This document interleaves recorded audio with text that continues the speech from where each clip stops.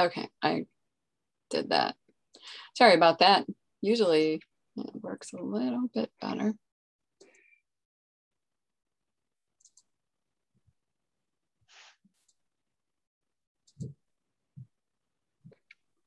Okay, ready to go now. All right, well, thanks again, everyone, for joining tonight. And thank you, Gary, for arranging this presentation. And I know we all wish that it could be in person and that we could have snacks and chat informally and perhaps get to know each other better. But we'll do the best we can in this format. And so I'm going to talk about the legislature and how you can get involved, what's going on this session, and also take your questions. I'm not going to talk too much about the process, how a bill becomes a law, those types of things. If you are interested in that, we will be doing a program next week on volunteer lobbying, and we'll go through those aspects of it. So with that, let's go ahead. I always like to start with the Sierra Club mission, just to remind folks about what we're about, why we're in this. And we have a fairly broad mission. And that means at the legislature, we also have a fairly broad agenda. We work on a broad range of environmental bills, democracy, good government, those types of issues. And so it really keeps us hopping during the legislative session. We also center our work on principles of equity, justice, and inclusion, and have adopted the HEMAS principles for democratic organizing, and really are working hard to make sure that all of our activities, events, and programs are centered on these principles. With that, go ahead and talk about the key issues I'm going to cover. So the legislative session overview, I'll give a little lay of the land, some of the key bills to watch, Environmental Day. I talk about some of the Zoom briefings that are left and some that we've already had, how you can get our legislative updates and why that would be helpful, and of course, questions. So as has been noted, the Arizona legislature is in session, and so we all should be concerned about that, because when they're in session, there are any number of things that we care about that can potentially be under attack. This session is the 55th legislature, the second regular session, and it started on January 10th. The legislature always starts on the second Monday in January. That is in the Constitution. When it ends is not in the Constitution. They try to limit the session to 100 days, but a lot of the time fail miserably at that. And most people are predicting that this session will be long. They've got issues with how they do the budget. The courts won't let them basically log roll issues anymore. And so it may be difficult for them to get an all Republican budget, which is what the GOP has been doing the last few years. They are not interested in a bipartisan budget. So you have that issue. There's a lot of money there. And interestingly enough, whenever there's a lot of money, it takes longer than when we have an economic downturn in the state. This legislature doesn't have COVID protocols in place. There's no masking requirements. They took down all the dividers. They are not taking remote testimony. They're not letting legislators participate remotely. So as you might guess, it also means that they have a huge COVID rate down at the Capitol, and numerous legislators out already. They've had to appoint people to committees just so they would have enough people on the committee to go ahead and do business. So they're really, we're really seeing what happens when you just go, okay, we're not going to do anything. And that's really unfortunate. For some of us, you know, we put on our N95 and, you know, limit our time down there, but there are a lot of people who are really at risk and can't do that. And so they really are limiting the public's involvement. And that's unfortunate. As I mentioned already, the state budget is a big issue. Anti-democracy measures, restricting voting rights, water is a big issue, and energy and climate, but perhaps not the things that we would want them to do on energy and climate. And a little bit more on the lay of the land, just to make sure everyone's clear on this, because I've had a lot of questions about the legislative districts. And so the current 30 legislative districts that we have are in effect through the end of 2022. The new districts will be in effect for the elections this year, and then the 56th legislature, which will begin in January of 2023. So if you're in legislative district 1, then for the whole legislative session, you know, you'll want to be contacting your legislators in legislative district 1. We have 60 representatives in the House. There are 10 new ones this session. No, that's a lot considering it's the second year of the legislature. And that really does make a difference with what happens down at the Capitol. We still have the same split, the basically one, you know, one vote either way in either chamber, and you have a tie. So, and then in the Senate, there are three new senators as well. The senators were representatives, so they at least have a little, well, 2 of them were representatives and have a little bit of experience. 1 is brand new. So the other context I wanted to provide is that a lot of the legislators aren't running again. I didn't have a chance to count exactly how many, but some are termed out.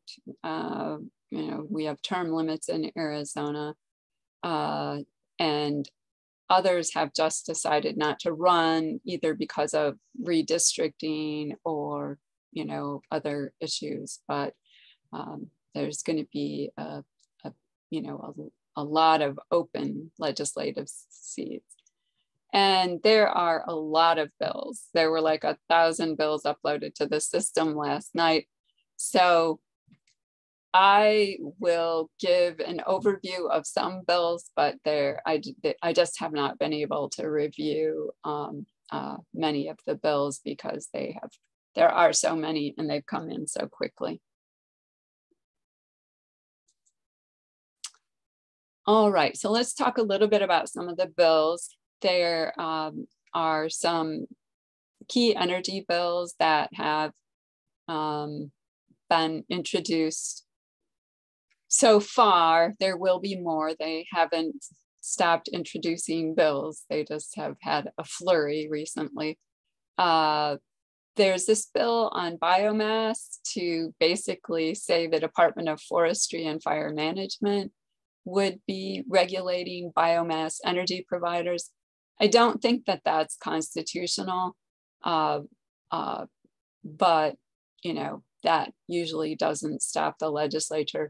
And I assume that they're trying to do this to get around the Corporation Commission, because the Corporation Commission has found that it is very expensive for ratepayers, and so has not approved it. And then the 2101 is a bill to repeal provisions relating to retail competition of electricity. We did oppose this bill this week in committee. They did make some amendments that we think improve the bill, but there still are some outstanding issues on this. And overall, Sierra Club has not opposed retail competition outright. We're not necessarily supportive of it either. We think that whatever construct we have for our electricity generation should protect consumers and should ensure clean energy, renewables, and energy efficiency.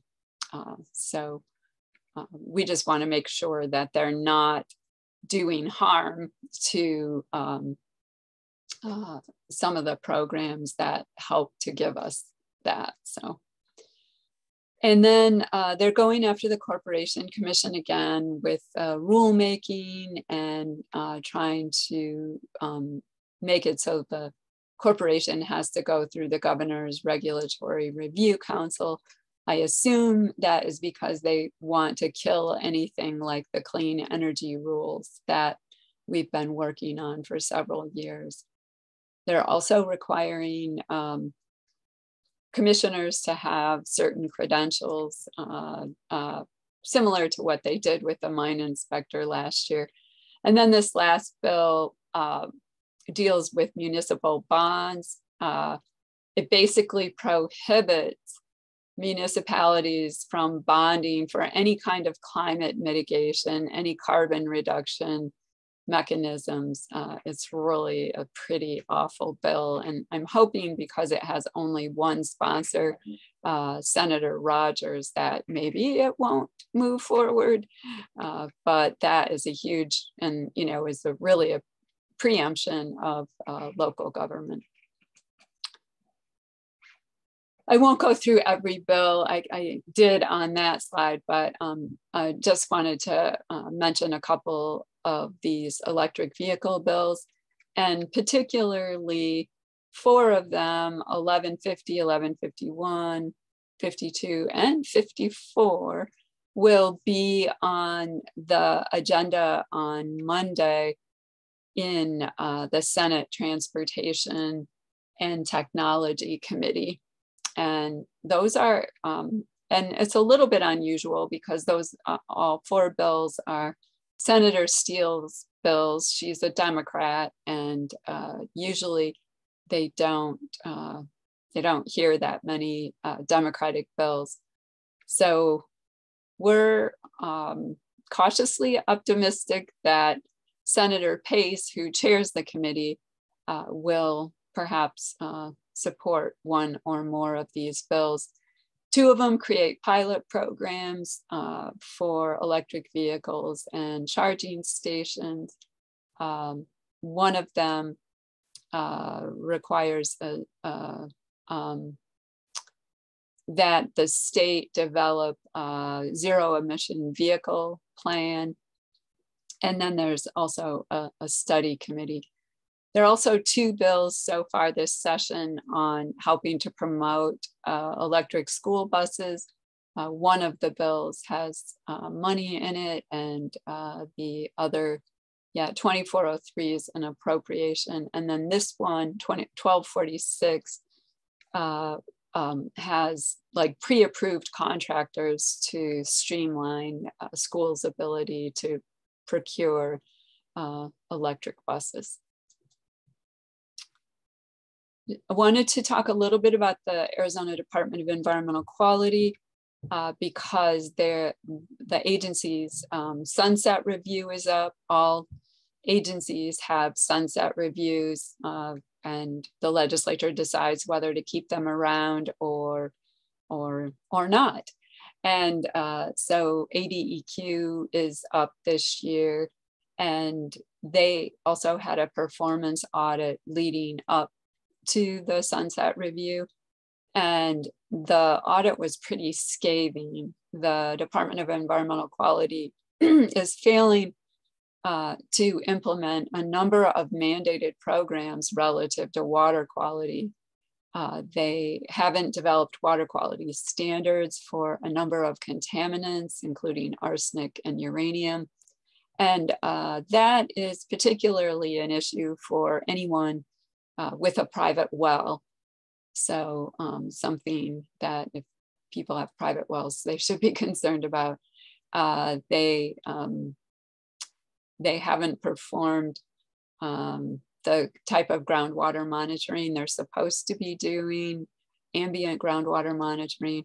They haven't been monitoring for pesticides, agricultural pesticides, and they have not reduced the number of impaired surface waters. And those are waters that don't meet federal standards for various pollutants.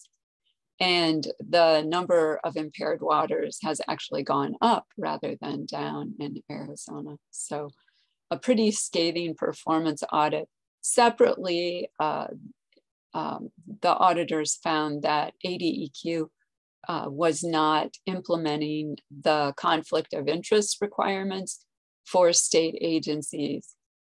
But ADEQ has indicated that since the audit, they have done that. So we'll see. So House Bill 2053 continues the Department of Environmental Quality for 8 years. We think we should keep the Department of Environmental Quality around, but we also think that they ought to put some metrics in the bill, some requirements that they meet what's already in the law, so have maybe some kind of check-in review, and if they're not, make sure that there are some kind of sanctions or something that can really light a fire under the agency to do its job. And along those lines, we are opposing the agency getting additional programs because it's not implementing the ones it has. So it's coming to the legislature asking for primacy authorization to seek primacy for the coal combustion residuals program. And that seems like a particularly bad idea, especially because the federal government is just really implementing that program after the setbacks under the Trump administration, shall we say. And so anyway, we're concerned that ADEQ is a little bit too cozy with the utilities on this, and also that they are not, again, managing the programs that they have. Both 2053 and 2411 are up in committee in the House Natural Resources, Energy and Water Committee on Tuesday. So something to look at. And I think the price tag actually got trimmed a bit. They asked for $566,000, but I think they might have gotten more like $400,000 in the governor's budget. I have to go back and look at that. And then they're doing some other things like getting permission to use the Water Quality Fee Fund for more programs. And the agency is asking for more money this year to implement these programs where particularly these ones that they have not been implementing. All right, so there are going to be a lot of bills on water, and I'm concerned that the ones that take us the wrong direction are the ones that will advance. But nonetheless, we are going to work to promote some positive water measures. the governor, as maybe a number of you heard, is proposing about $1 billion for desalination. And that is apparently his vision for the future. We are not supportive of going in that direction. Don't think it will be good for the Colorado River. Concerned about what perhaps it could do to the Sea of Cortez. And of course, it will take a long time and be very expensive, energy intensive, and have a whole bunch of brine left over. So anyway, that is something that we'll be taking a closer look at as they move forward with the budget.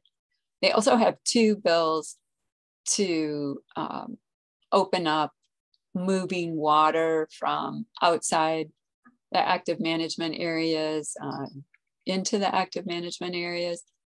This is specifically for Harquahala, but as you know, there is a carve out for the Prescott AMA as well. And so I think that this is going in the wrong direction again with allowing private water companies to import the water. Cities can already do it. We didn't think doing these types of carve outs was a particularly good idea. What it does is allow the creation of these rural sacrifice zones, if you will, and allowing private entities to do this could mean that there is enough capital to actually do what they want to do and import this water. So that bill got held, 1147 got held this week. And so there are other people who have concerns about that as well. And then I only put just a couple of bills on here on water. There are several bills dealing with consumer protection. Kano has one about having adequate water supply requirements statewide. There will also be a bill to make sure more than the first time buyer knows that there is inadequate water. And this is for outside the AMAs. And then I just wanted to mention that Representative Cobb has again introduced a bill on rural management areas for water. It does only address the counties on the Colorado River. It was our understanding she was going to open it up and have it apply to more areas, but for whatever reason, she decided to keep it narrowly restricted to the counties on the Colorado River. You know, overall, we need groundwater management in rural areas, not just on the Colorado River. And I personally think we need something much stronger than what's in this bill. An interesting thing about it is this year they proposed $10 million for a water heritage fund. They're calling it a heritage fund, and it would take money from the lottery for these rural management areas. So that is also in the bill, something different from last year. All right. I'm not going to go through these bills, but I apologize for the busy slides, but I wanted to visually represent just how many bills there are on democracy, voting rights, the conduct of election. A lot of them are bills, you know,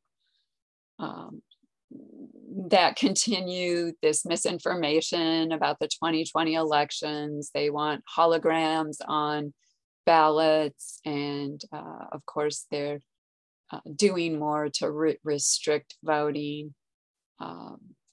I think on the next, yeah, on this one, there are more requirements for identification if you're just dropping off your ballot, prohibiting voting centers, prohibiting ballot drop boxes. Hoffman really has an agenda against people voting, apparently. So look for lots of these types of bills. I have heard that one of the Republicans in the Senate has said they're going to vote against these anti-voter bills, and if that's the case, then those bills can actually be killed in the Senate. So we'll see how that goes. But I've heard that announcement might even come out in the next day or so. So we'll see. All right, and then there's also direct democracy that's always in danger at the legislature. They don't like initiatives and referenda.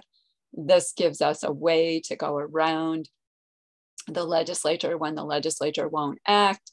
It also gives us a way to stop bad things that the legislature does through the referendum process. Again, there are referrals for supermajorities to pass any ballot measure, and then another to require signatures, 10% in each legislative district, which would make it a lot more expensive and much more difficult to get a measure on the ballot. And then I just wanted to remind people that they did pass 2 bills last year, 2 referrals, I should say, to the ballot that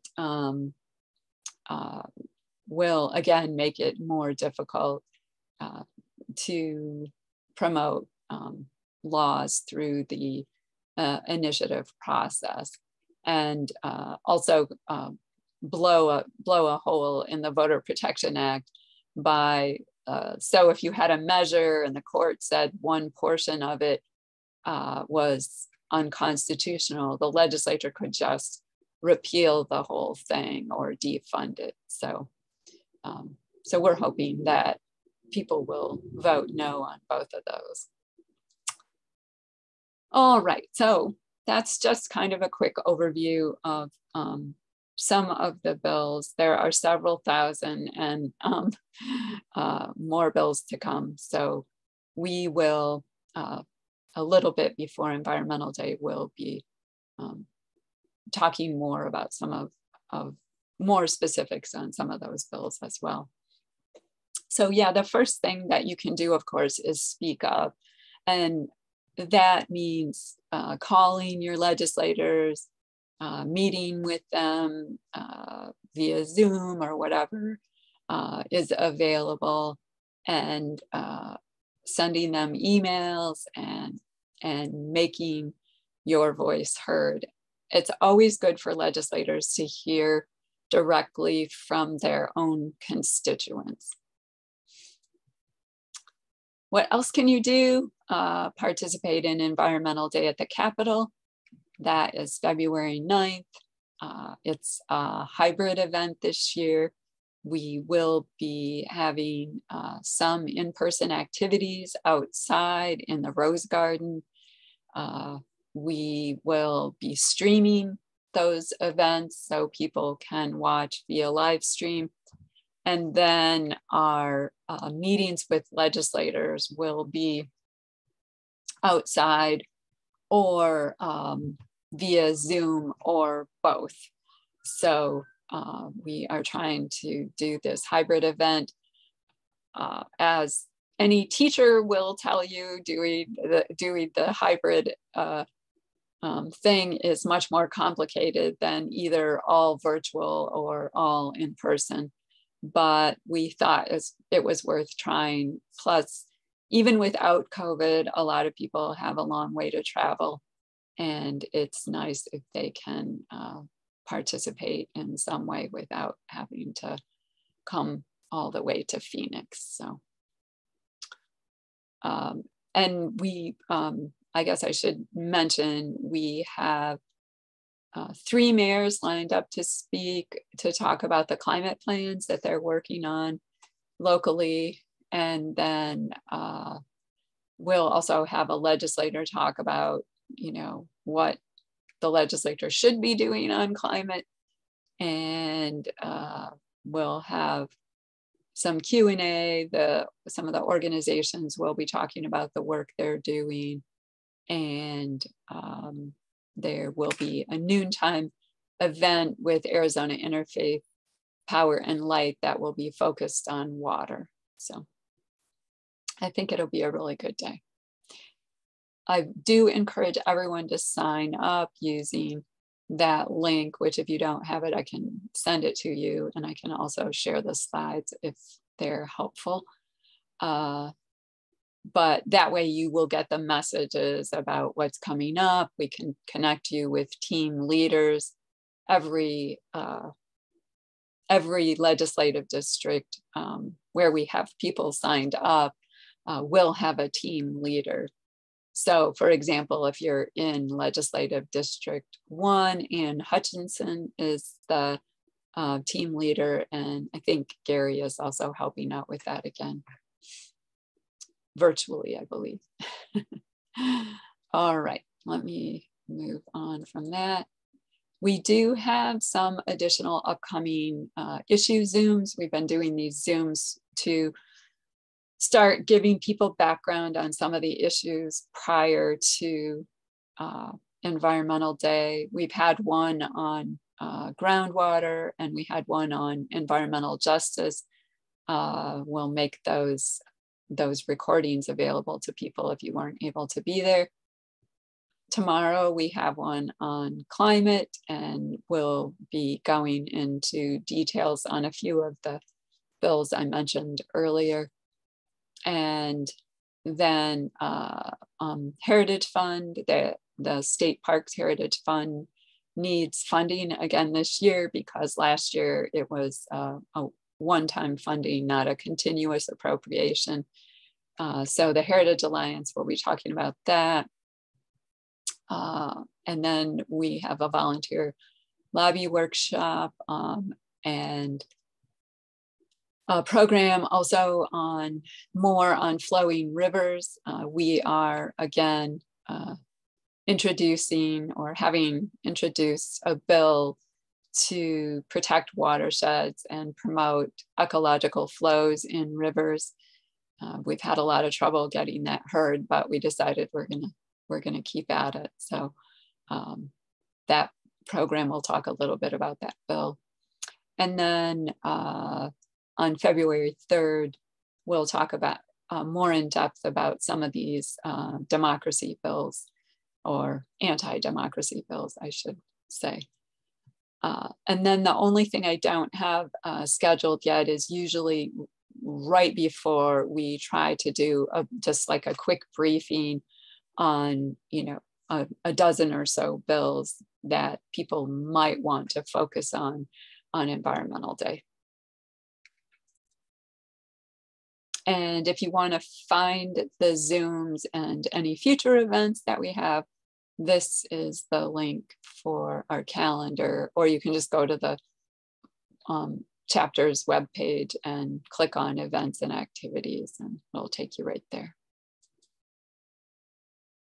All right, the other thing you can do is we have on Mondays at 1 o'clock, we meet via Zoom, and we part of those meetings are planning Environmental Day up until we have it. So if you're interested in being part of that, you're welcome to join us. And then we also talk about what's coming up at the legislature, and it's a little more of an interactive type of meeting where people can ask questions and stuff about what's coming up. And then we also send out weekly legislative alerts. You can use that bit.ly link, or again, you can go to our website and sign up. These alerts tell you what's coming up at the Capitol, in the coming week, we encourage people to sign in on requests to speak, which I'll explain in a minute, and either for or against certain bills, and also encourage people to make calls to their legislators. I'm not going to go into a lot of details about the request to speak system, but you can sign up for it, and after your account's been activated, when bills are in committee, you can sign in for or against or neutral if you want, and then provide a brief comment on the bill. And that might be especially important this year with no virtual testimony and the COVID situation at the Capitol. So just wanted to let you know, civic engagement beyond voting, I will give them a plug. They are doing trainings on requests to speak, and they also, and we may be setting up a special one for, folks that are participating in Environmental Day.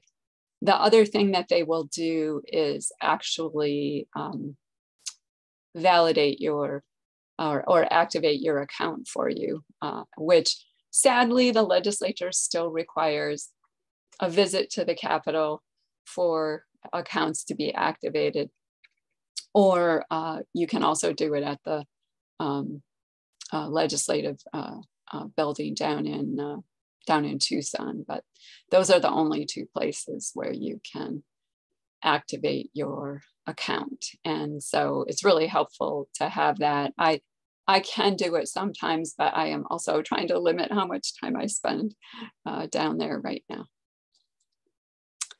All right. Hopefully I left some time for questions. I did. So be happy to, maybe I'll stop my screen share and go ahead and answer your questions. Yes, we have a few questions. So JV Rich wants to know, is there a legislator who is an environmental warrior? Someone who is developing bills that support the Sierra Club environmental priorities? Yeah, I think there are several that are in that category. I think Representative Andres Cano is in that category. He's introduced a number of solid water bills, energy, climate, and works really hard in committee, as he did this last week, to try and improve a bad bill or stop the really bad bills. So yeah, so I think Representative Cano, Senator Ingle, who left the legislature to run for Congress, was definitely in that category. And the person who has her seat in the Senate, Senator Stall Hamilton, I think has a lot of strong potential in that area. She's not on the environmental committees, but Representative Mitzi Epstein is also a very strong environmental champion, and last year she had a sustainability group that met every couple of weeks, and she really worked hard to try to move things. And there are a number of others. I will say, unfortunately, right now, we do not have a champion in the majority. Okay. Next question is, can you put a link to the calendar? And yes, that's in the chat now. Have any legislative alerts gone out? I haven't gotten any. Oh, that Jana. Yeah, I will look at your, Jana, can you email me? We've sent out 2, I think, so far, yes. And so you should have gotten 2. That probably means that something happened to your file. What I found, several other people told me they weren't getting them, and I went in and they were coded for no email.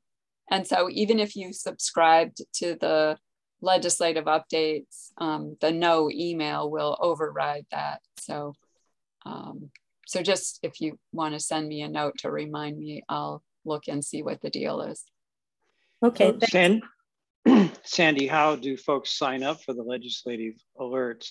I'm looking on the chapter webpage, and there doesn't seem to be a link there to add in. I didn't see that. It should be on the Are you? Oh, there it is. It's at the lower right. I say, good, thank you. And so I put a link to that in the chat also. Okay. Sure. So someone else has mentioned that civic engagement beyond voting can sign you up for requests to speak. That's in the chat. Okay, next. I am lucky enough to have Democratic reps and senators. Should I lobby them on environmental issues, or is that a waste of time? It's not a waste of time. It's important for them to know that their constituents support these issues. And there are times when, you know, some issues are a tough call and they're not, you know, there's this fuzzy gray area. And so your calls, your emails can make a difference, even with legislators that are normally, you know, solid pro-environment. Okay, Steve Cook, you got your hand up. You can speak. Go ahead, please. Yeah, Sandy, I have a couple of things related to desalinization. The first is more a comment than a question. I've long been skeptical of this with respect to the energy required needed to lift a bunch of water up maybe 1,200 or 1,500 feet from the Sea of Cortez to Phoenix Metro. So I did a little back of the envelope calculation, and the energy requirement is not as outrageously bad as I thought it was. It's still pretty high, but it's probably somewhere around 0.5% of all the electrical energy used by the whole state in a year. Money-wise, we're probably talking about maybe 50 million, 100 million, something like that, dollars in what that would cost. The question part is, have you heard of any discussion about desalinizing brackish water? Like, it seems like there's some source of brackish water that I've heard of that's at a higher elevation than Phoenix is, so you wouldn't have this electrical energy requirement, and it'd be closer. So have you heard any talk about that for a source of desalinized water for Phoenix? Yes, I have. Well, first of all, I should clarify, they're not proposing to bring the desalinated water from the Sea of Cortez to Phoenix. That they basically, it would be a deal with Mexico, and Mexico would forego more of its Colorado River water in exchange. So, okay. And then the energy part of it is the desalination process itself is very energy intensive. So I just wanted to clarify that. But yes, there is brackish groundwater in basically in the Buckeye area, for example, around Phoenix. You know, so that is a possibility, but again, it's really expensive. And the other issue with desal is, what do you do with the brine? So Well, any kind of solution is better than conservation, isn't it? In the eyes of these planners. Right, I know. It's always like, if it's not a pipeline from the Mississippi, it's a desalination plant in the Sea of Cortez instead of really thinking about what's sustainable. We just can't keep doing things the same way we're doing them and always looking for the next place to import water. David Robinson has his hand up. Go ahead and unmute yourself, David, and speak your question. Sure, thanks. I was just wondering, Sandy, how folks can get involved in those weekly Monday at 1 p.m. Meetings. Should I just like email you or? Okay, great. Yes, just email me. Absolutely. And yeah, I also wanted to point out that Jean Marie pointed out, yeah, you still would be contributing to groundwater decline if you were desalinating groundwater and subsidence and earth fissures and all the things that go along with mining groundwater. So thanks, Jean Marie. So Roz wants to know how much of the ADEQ issues is due to lack of funding over the years. Well, some of it is, quite a lot of it is, but here's the rub, if you will. The agency never asked for the money. Like, if they're not, it's one thing, I would blame it on the legislature if the agency had asked for the money and didn't get it, but they didn't even ask. The director took responsibility for that. He said he had other priorities. I'm like, well, water's pretty important. It seems like there should be a priority. So yes, some of it, but if you read the performance audit, and it's not super long, the one on water quality, it's pretty damning, I think. And one of the things they said was because someone quit and they didn't hire anybody. I mean, that's a pretty bad excuse. So yeah, but money is certainly a factor, Roz. But as the director of the Department of Environmental Quality, you should go in and ask for what you need to do your job. And that's what didn't happen. Okay, and then JS filed a comment here. Where is the water coming from? I assume that's referring to the brackish water desalination. If you want to clarify your question, unmute yourself, go ahead. Yeah, I was wondering where, the desalination water is coming from. So that's been addressed then. Are you satisfied with that? It's no, not really. Well, okay. What is being proposed by the governor is the Sea of Cortez. So it's ocean water is what they're talking about, but that would serve Mexico, and then Mexico would forego some of its Colorado River water. Thanks.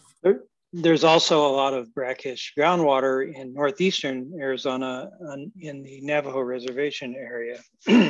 But these brackish groundwater lenses are not evenly distributed around the state. There's just a few here and there. The governor's groundwater advisory council did a whole workup on this, and they made some very nice maps of the locations of these areas. So that information has been studied and is available.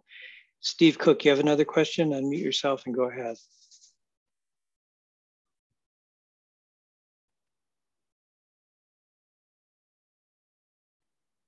You're muted, Steve.